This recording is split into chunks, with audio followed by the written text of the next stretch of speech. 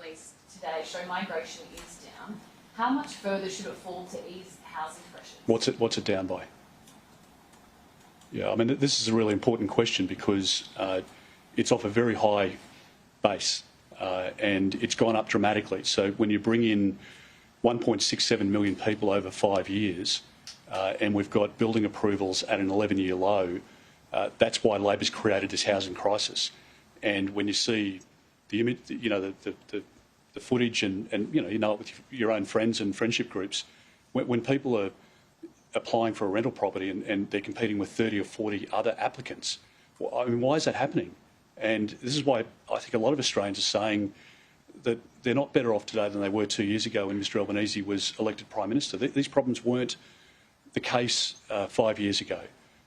You can't buy a house for love nor money as a young first home buyer because the government has really surged the numbers and will do so over the next couple of years as well. So they've come down slightly, but nowhere near what's required to answer the question to what do we do about housing. We've got to take care of Australians and help get them into housing. We've got people living in tents and living in homeless shelters and living rough at the moment, and I want to make sure that we can get Australians into housing, and that's why we need a managed migration program. Mr Dutton, is there a risk that on climate, is there a risk that the European Union would put carbon tariffs on Australia that could harm Australian farmers if the coalition doesn't have a 2030 emissions reduction target? Well, the coalition strongly believes in the net zero 2050 target. We've signed up to it, absolutely committed to it, and there's no question in my mind that with renewables in the system, with gas in the system, particularly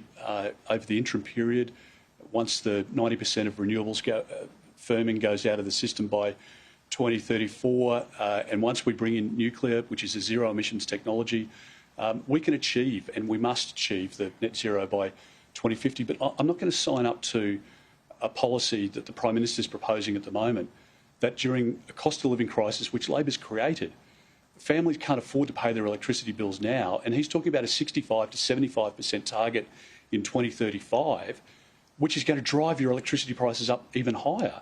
And I just say this to people who are going to Coles or Woolies today and knowing that you're just getting smashed when you get to the checkout. Why is it that grocery prices have gone up so dramatically under Labor? Well, it's not just your household power bill that's gone up.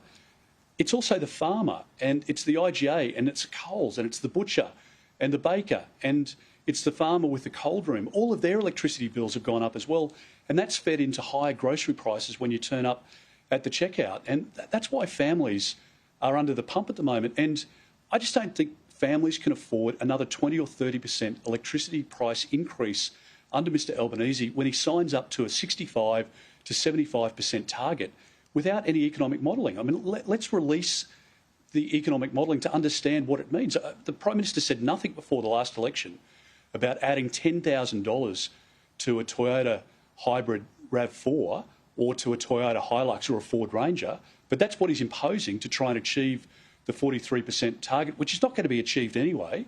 So I believe in strong action on addressing our emissions and on climate change. Absolutely, but I'm not going to send Australian families to the wall and really hammer them even more than what they're experiencing at the moment under this government. Why would we sign up to an arrangement that Australians don't understand? And it's okay for Mr Albanese to want to feel popular and get all the backslaps from Justin Trudeau and Emmanuel Macron at the Paris conferences.